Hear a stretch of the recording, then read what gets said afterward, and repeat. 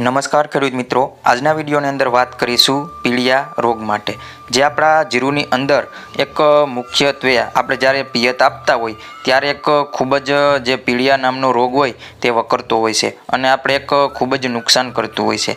તો આપણે આજ ખાસ કરીને વાત કરીશું પીળિયા રોગ માટે કે તેને આપણે કઈ રીતના કંટ્રોલ કરવો અને આપણે એવા કઈ દવાનો સ્પ્રે કરવો જેથી કરીને આપણે જે પીળિયો રોગ આવે છે તેના ઉપર કંટ્રોલ કરી શકીએ. તો અમારા ચેનલ ઉપર તમે નવા આવ્યા હોય તો ચેનલને સબસ્ક્રાઈબ કરજો, સાથે સાથે અમારા વિડીયોને એક લાઇક પણ કરી રાખજો, કારણ કે અવનવી જાણકારી જે ખેડૂતોને અન્ય ખેડૂતોથી લઈ અને અમે આ પ્લેટફોર્મ ઉપર જે આપણે બીજા ખેડૂતો હોય તેને આપણે મદદરૂપ થાય તેવી રીતના આપણે જાણકારી આપતા હોય છે. તો સબસ્ક્રાઈબ કરવા માટે વિડીયોની નીચે લાલ કલરનું જે અંગ્રેજીની અંદર લખેલું છે સબસ્ક્રાઈબ, તેને દબાવી અને સબસ્ક્રાઈબ કરી રાખજો. તો ખેડૂત મિત્રો, આજે આપણે જે પીળિયો રોગ છે તેના ઉપર આપણે ખાસ કરીને વાત કરીશું કે તે કઈ રીતના આવતો હોય છે. તો જો આપણે તેના વિશે આજે વાત કરીએ તો પીળિયો રોગ હોય છે તે એક આપણે જ્યારે પિયત આપતા હોય, આપણું જીરું 35 થી 40 દિવસનું થયું હોય ત્યારે આપણે ઉગ્યા પછી આપણે જે પહેલું પિયત આપતા હોય ત્યારે ખાસ કરીને તે વકરતો હોય છે અને પિયત આપ્યા પછી 10 થી 15 દિવસના ગાળાની અંદર તે દેખાતો હોય છે અને આપણે એક મોટું નુકસાન કરી દેતું હોય છે. તો ખાસ કરીને આપણે ટ્રીટમેન્ટ આપવી જરૂરી હોય છે. તો ખેડૂત મિત્રો, તેના માટે આપણે એવી 2 દવા વિશે જાણકારી આપીશું. તો આપણે એવી 2 દવા જે આપણે સ્પ્રે કરશું તો પીળિયા રોગ ઉપર ખાસ કરીને આપણે કંટ્રોલ કરીશું. તો પહેલી દવા વિશે આપણે વાત કરીએ તો ઇન્ડોફિલ કંપનીનું MET.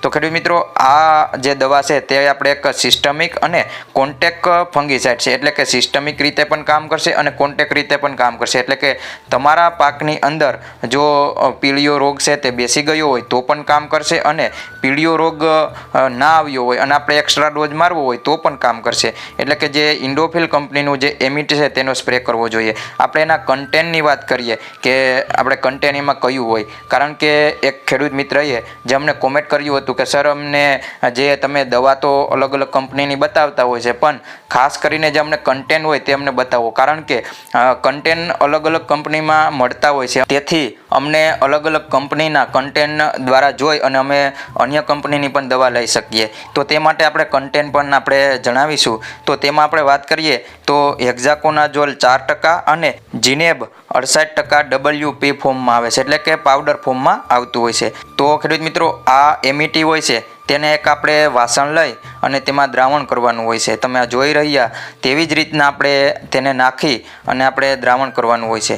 આપણે ડોઝની જો વાત કરવામાં આવે કે આનો ડોઝ કેટલો રાખવો તો 15 લીટર પાણીની અંદર આપણે 40 ગ્રામ સ્પ્રે કરવાનો હોય છે અને ખાસ કરીને આપણે જે દ્રાવણ હોય તેને એક સારી રીતે આ રીતના ઘોલવું અને ત્યાર પછી આપણે સ્પ્રે કરીએ તો જે દવા હોય તે એક સારી રીતે ભળી જાય અને આપણે એક સ્પ્રે પણ એક સારો લાગે.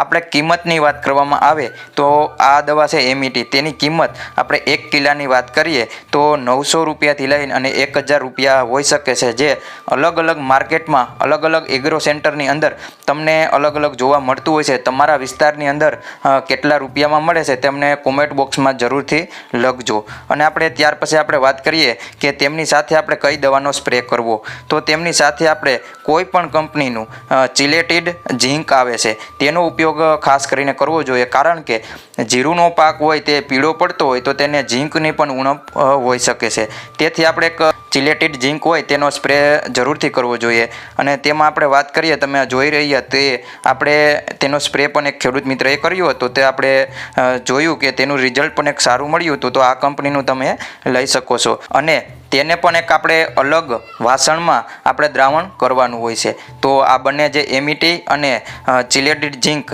તેને બંનેને આપણે અલગ અલગ વાસણમાં દ્રાવણ કરવાનું હોય છે, કારણ કે આપણે જો લાંબા સમય સુધી આપણે સ્પ્રે કરતા હોય તો બંનેને મિક્સ કરીએ તો તેથી બંનેને આપણે અલગ અલગ રીતે દ્રાવણ કરવાનું હોય છે. તો આપણે ડોઝની વાત કરવામાં આવે તો 15 લીટર પાણીમાં આપણે 20 થી 25 ગ્રામ સુધીનો સ્પ્રે કરી શકીએ. એટલે કે 20 થી 25 ગ્રામ આપણે એક પંપની અંદર આપણે સ્પ્રે કરવાનો હોય છે. અને આપણે કિંમતની વાત કરીએ તો 300 ગ્રામના 350 થી લઈ અને 400 રૂપિયા જે અલગ અલગ એગ્રો સેન્ટરમાં જોવા મળતા હોય છે. તો આને બંનેને મિક્સ કરી અને ખાસ કરીને આપણે જો પીળિયો રોગ આવ્યો ના હોય તે પહેલાં જો આપણે ડોઝ આપીએ તો પણ એક પીળિયા રોગ ઉપર કંટ્રોલ થાય છે અને પીળિયો રોગ આપણા જીરુની અંદર આવતો નથી.